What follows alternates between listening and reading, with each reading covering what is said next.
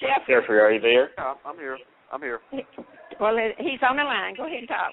Okay. Thank you. Jeffrey, welcome to the other side of justice. I really appreciate you taking this call, and I really wanted to give you the opportunity to tell your side. But let me ask this. How are you holding up? And I asked your mom this earlier, knowing that basically, the state has their mind set on an execution. How are you holding up? Well, all I can do is just take it day by day, try to stay focused, balance my thoughts between out there and in here on death row, and just try to keep my mind focused on what I need to do and keep my sanity about me, and at the same time trying to get the story out, the truth out. Right. I'm sorry. Thanks for having me on too. It's kind of loud around here. It's feeding time and mail call, so it's kind of loud here. I understand. Let's, if you don't mind, let's go back to that night. And I know this was a tragic accident. So, okay. How are you feeling right now? Do you still think about Chloe? Every single day, 2 or 3 times a day. Sometimes at night, before I go to sleep. But I feel horrible about what happened. I'm responsible for dropping her. I just, I loved her very much, like she was my own, and that's the main thing. The most important thing to me, let alone trying to prove my side, to get the truth out. The more important to me is that her family knows the truth, because that's, they deserve it as much as I deserve, as much as it deserves to be brought out in my case. Right, and not only that, I mean, time's ticking, so, the truth has to come out. And,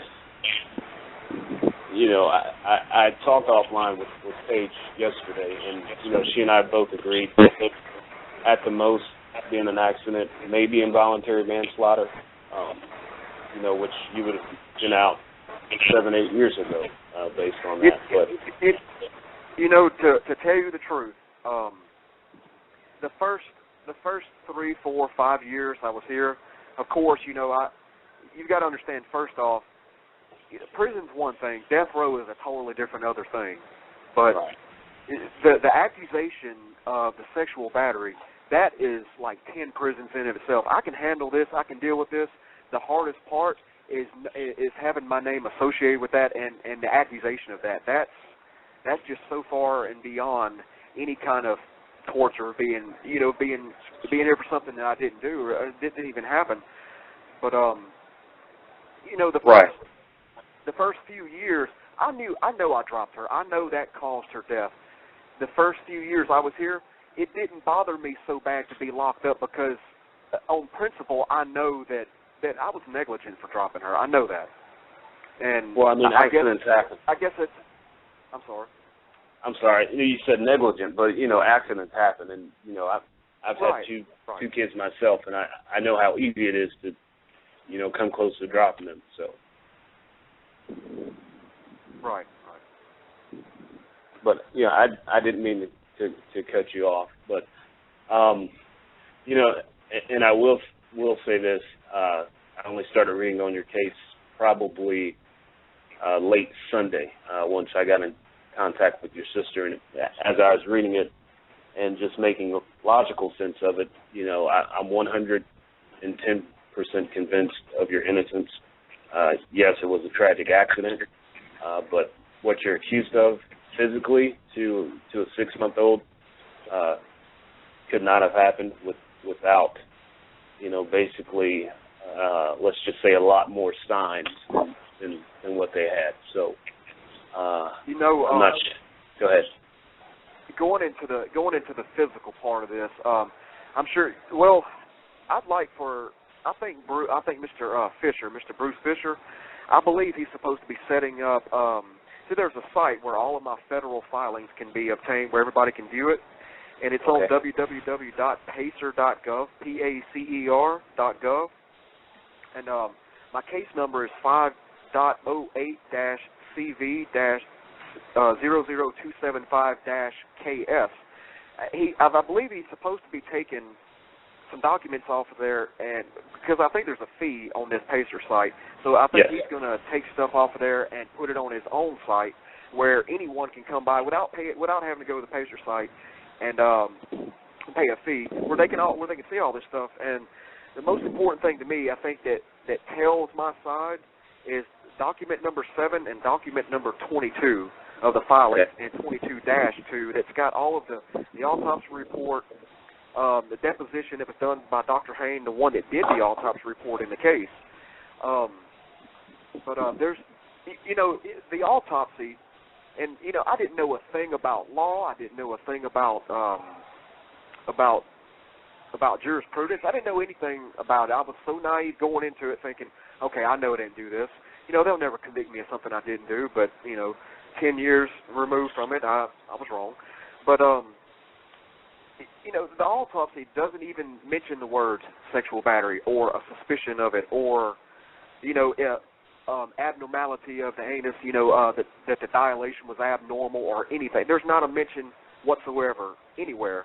And, that's the only thing that I knew back then as far as evidence was. But I was told the night this happened, when they brought me in, I didn't know exactly what had happened to Chloe. I know they brought me in, straight from the emergency room about 11 o'clock, 10:30 or 11 o'clock that Thursday night. And they didn't talk to me until 2:33 in the morning. By this time, it's Friday morning. And the first thing they told me was that Chloe had died. And they didn't skip a beat. As soon as they said that, they said, oh, she's been raped.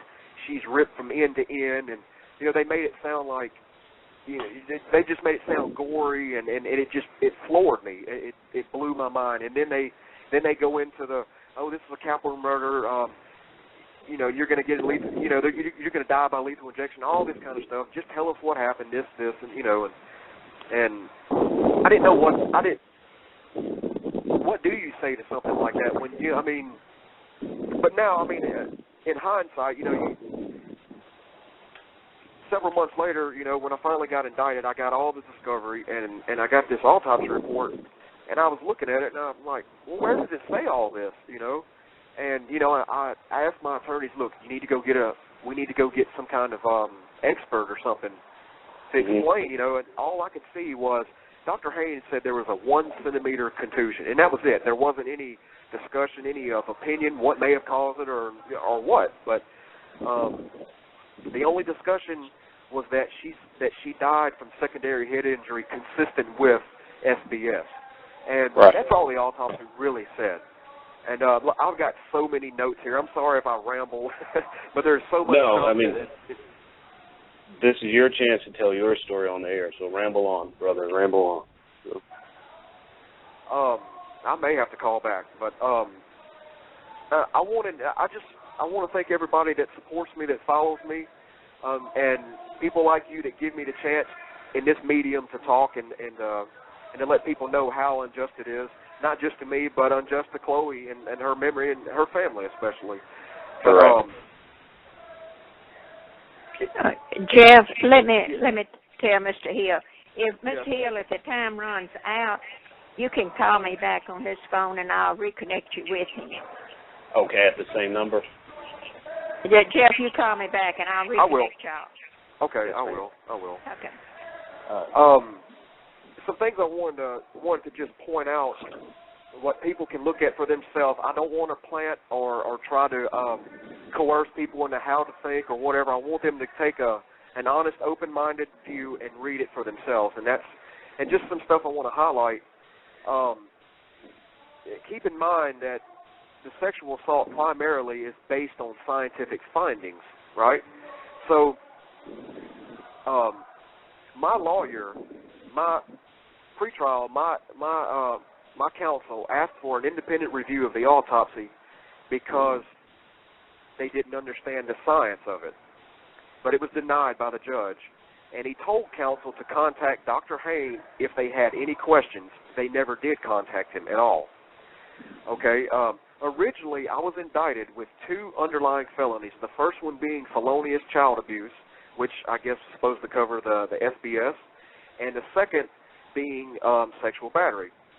just before the trial began in December of 2002, the state dropped the felonious child abuse charge. Okay? Now, fast forward to the trial. After the state rested its case, my counsel verbally motioned the court for a directed verdict. It was denied by the judge, and basically the judge said there was no confession, no eyewitnesses. The jury could conclude the death resulted from the fall, but however, I could not explain the anal dilation. So basically, my execution or freedom depends on the explanation of that dilation. That's the difference between a capital murder or no crime at all. In this case, if it's to be believed, this directed verdict. Okay. Now into the appellate stage in 2004, my direct appeal, what used to be my trial counsel, he submitted an affidavit that stated, in essence, I maintain my innocence. He felt that the case was to show Chloe's death was an accident and there was no sexual assault, and the way to show this would be through an expert pathologist. He said, but I did not contact a pathologist. We were denied funding to hire one. However, I did talk to a nurse, though. Now, since I've gotten in the habeas stage, in the federal phase of the appeal, my attorneys went to Dr. Hain, and they were able to depose him in November of 2010, in which he stated he could not come to the final conclusion that a sexual battery occurred.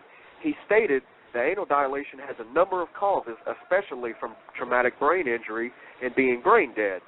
Correct. He says had my trial counsel contacted him, he would have told them the same thing.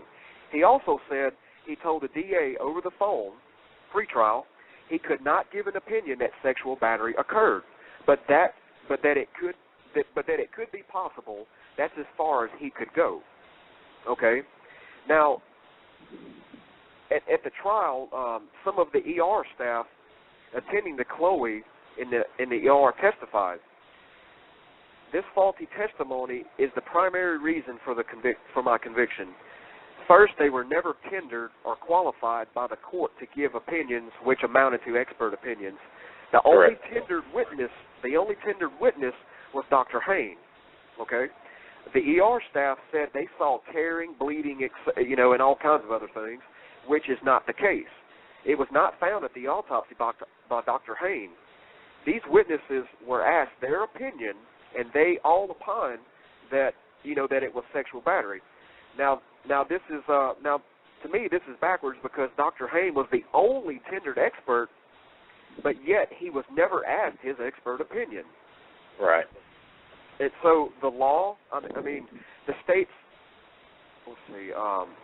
The law in all medical literature states that an expert must state it is a sexual battery to a degree of medical certainty. They need to get that kind of certainty out of an expert when it comes to a case like this. Now, the only thing that was really asked of Dr. Hain by the state was, Dr. Hain said he found a 1 centimeter contusion, right? Okay. Correct. The only thing that was ever asked of him was, could the 1 centimeter contusion or bruise he claims to have found be from the penetration of an object? He stated in court that it's possible, okay, but he didn't go on to elaborate like he did in the deposition just in 2010. He didn't go on to elaborate, but he never volunteered the rest of the information either, which is that it's possible it's not, and the contusion could have a number of non-criminal causes, just like the dilation and the two symptoms are not indicative of sexual battery. Correct. Now, the law and medical literature indicate that child sexual abuse cases must be handled by specialists in that field, and a scientific methodology or differential diagnosis must be employed to come to a medical conclusion. The only person during trial that was ever anywhere qualified close to this was Dr. Hain, yet he couldn't cast a diagnosis.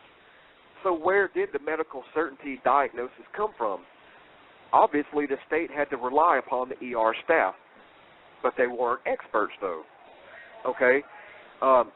even if they were relied upon as being qualified, they never employed a scientific methodology. They saw dilation and supposed other horrible injuries and immediately called police.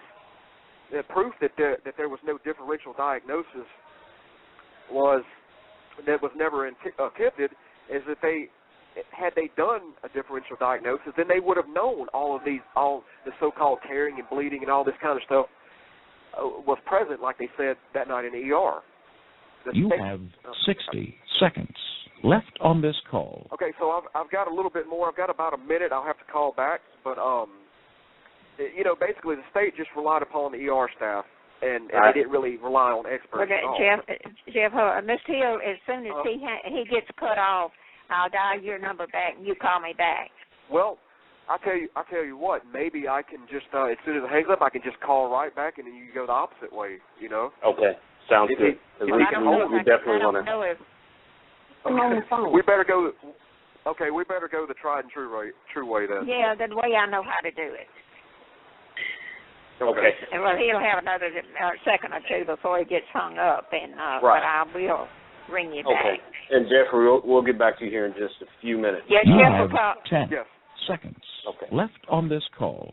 Okay. He'll call me right back, and I'll call you. Okay.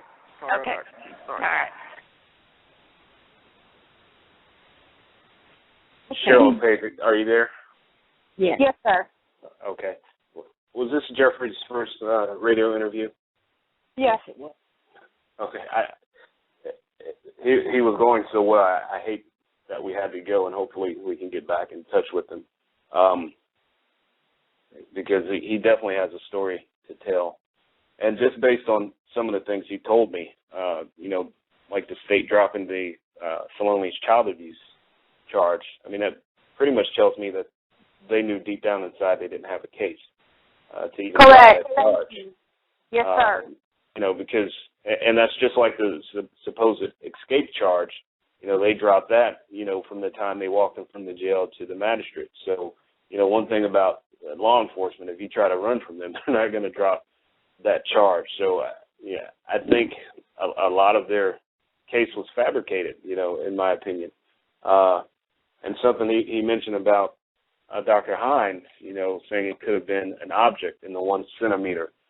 And I had to do some research in my ignorance, but, of course, Chloe did go to the emergency room that night. They did check her temperature, and they checked it anally. And all of the research I've done said, the thermometer should be inserted between 1 to 1.5 centimeters, which would explain the 1 centimeter mark inside her anus from an object, because the thermometer is either hard plastic or it's glass.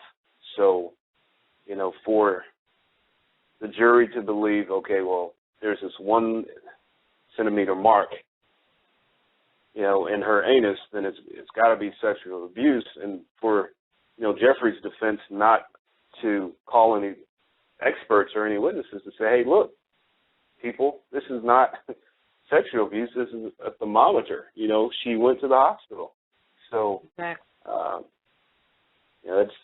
it's just mind-boggling to me. From our understanding, Mr. Hill, we believe that the insertion was done at least 3 times to check the temperature. I don't know if that makes a difference or not, but that's with our understanding. That was the insertion was done at least 3 times. Why 3 times? I don't know. Okay. I believe on these filings that Jeffrey, on these filings that Jeffrey is talking about, this gives all of the ER notes. It tells what they did minute by minute, second by second. It tells every bit of that. It tells you what time they did this, what time they did that, and since you were talking about that, that's with our understanding how many times they did the insertion, which could have possibly caused this contusion that they're claiming. Okay. Okay, he's ready to come back on if you want to call. Okay, I sure will. Yeah, I saw her number pop up. So if you could tell her to drop that line, I will go ahead and call again. Okay, Mama, hang the phone up. I'm sorry. It's okay. totally understand. She's passionate about her grandson, and Right. she definitely should be. So we should be getting connected here shortly. I think that's it. Hello? Okay, one moment. Okay. Hello? Jeffrey, glad to have you back. Okay. Go ahead and continue. And I just want to point something out. What Hines said about the object, the 1 centimeter.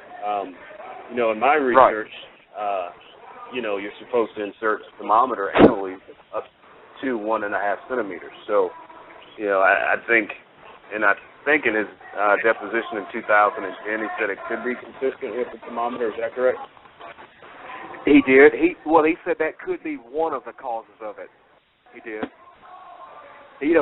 I think it comes. It could be constipation or being wiped too hard, or right. A diaper pressing against, or just any number of non-criminal things.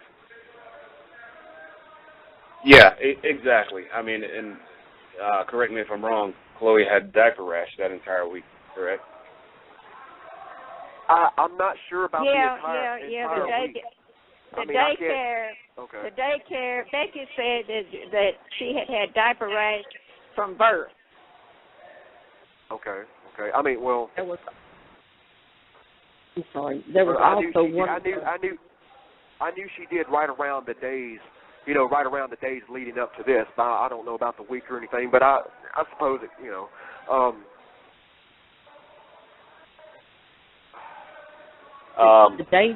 the day that when she was picked up from the daycare worker, it changed her before she left today.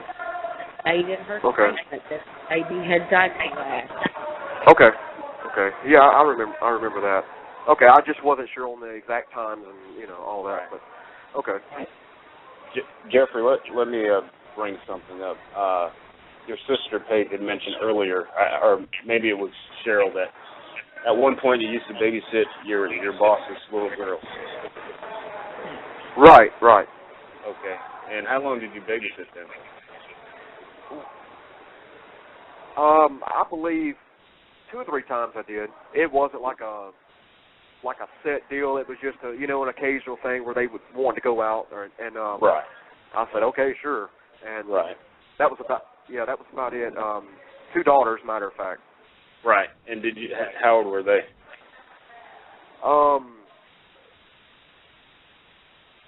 I guess the oldest would have been 4, something like that, and the youngest about half that age. Okay. So still, I mean, pretty young, close to close. Maybe the oldest was 6 or 7 something, and the youngest 3 or 4. That's the first time I don't. That's been a long time ago. I don't really remember, but I want to say it's about the right age limit. Right. And, excluding Rebecca, did you ever date anyone else that had children? Yeah. Okay. Well, go ahead.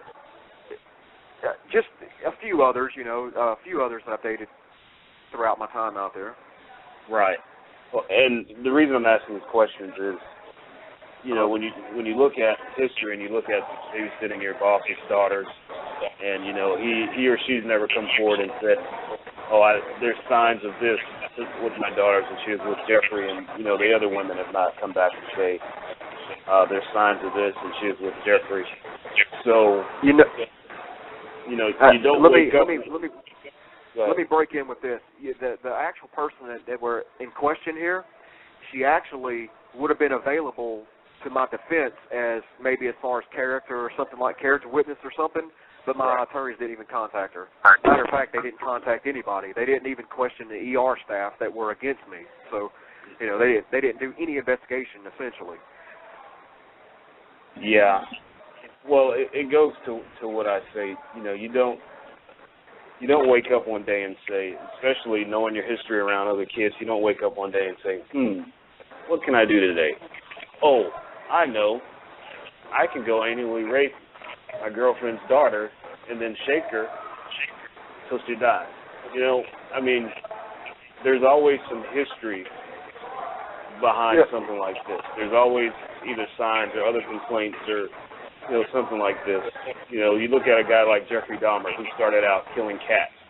And, when he was a kid, no one thought anything of it. But he was showing, okay, I'm going to start killing, and I'm going to kill, and I'm going to elevate. So you don't wake up on that Thursday and say, ooh, I know what I'm going to do today. While she's at the store. Yeah.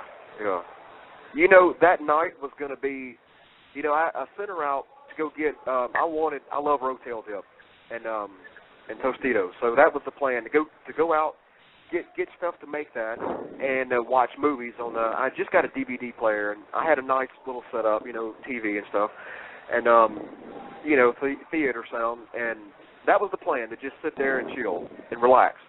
Right. And, but it never happened. That never happened. And I was taking care of, I think back, I wish I would have went to the store.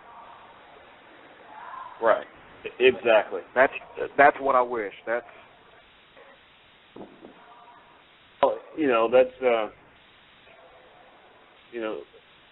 hindsight's 2020.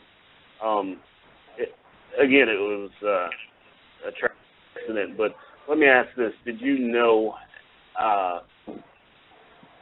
that when she came back from the store, that Rebecca went in the room and put her finger down Chloe's throat? I didn't know that. No. Okay. No. I think there's statements. I know it hindsight by reading through the statements and stuff like that. Right. In Discovery. That's the way I know it. Right. Well, and my point is, and you didn't hear this earlier. My point is, Rebecca said that she heard maybe a gurgling sound. She thought something was in her throat. But, yeah, at the same rate, Rebecca's not trained medical personnel.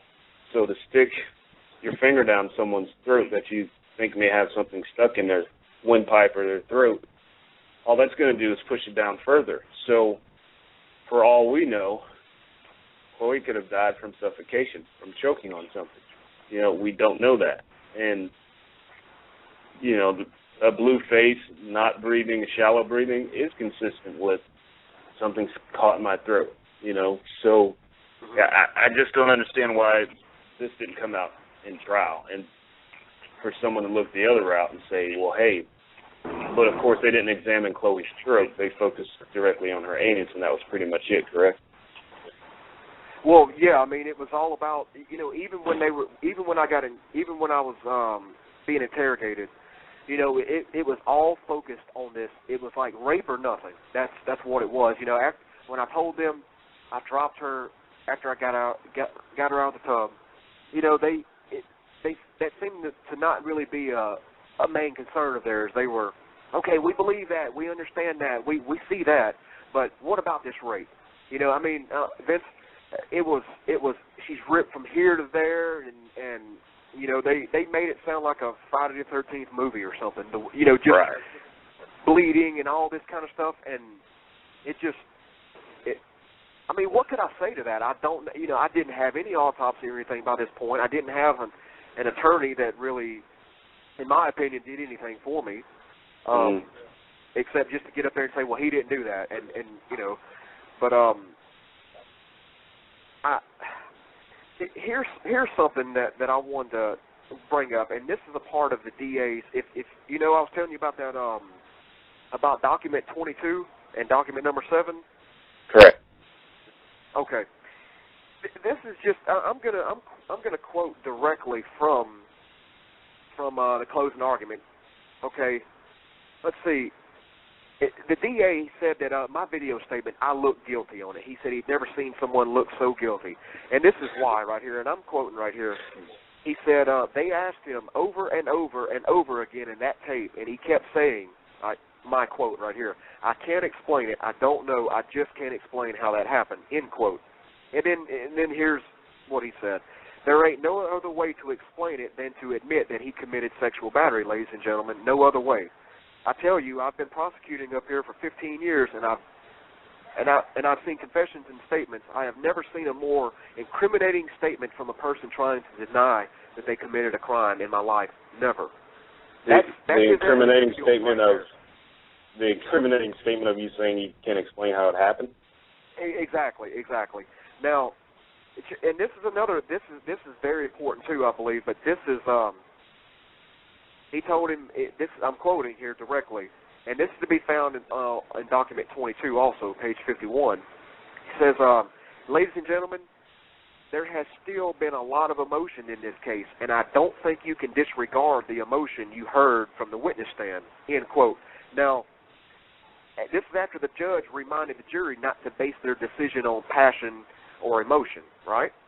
He just told them to disregard, I'm telling you, I don't think you can disregard the emotion you heard from the witness stand. Now, this is what he says here, quote, this baby was shaken to death having been sexually assaulted. And ladies and gentlemen, don't try to understand it. Don't try to figure out how it could have happened. Just know what did happen and render your verdict of guilty of capital murder. Well, because that's what this man is over there for doing. Well, you know what that tells me, Jeffrey, is when you say, and it's just like when you mentioned they dropped the felonious child abuse because they knew they didn't have a case. When you sit there and tell a jury, don't try to figure out how it's happened because we can't even tell you how it happened. In my mind, that tells me it didn't happen. So exactly, you don't tell a jury don't try to understand something. That just shows you don't understand it. I mean, that you don't understand and you don't have a case. If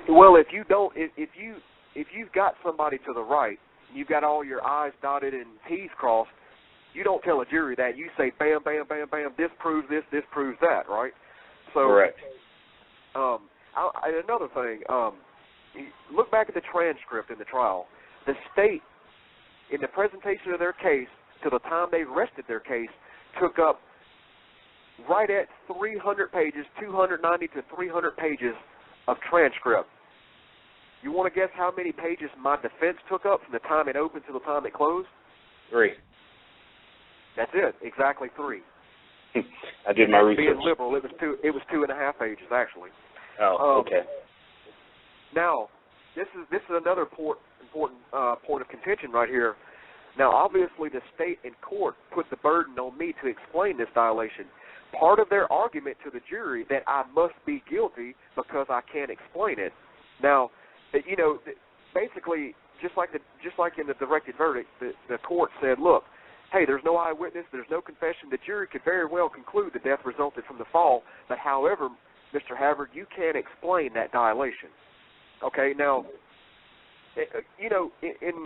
I'm not a lawyer, I'm not a paralegal, but I've been experienced through 10 years of trying to figure this stuff out. I know enough to know that that's not proper jurisprudence at all. It's the state's burden alone, not mine at all. So, yes, exactly.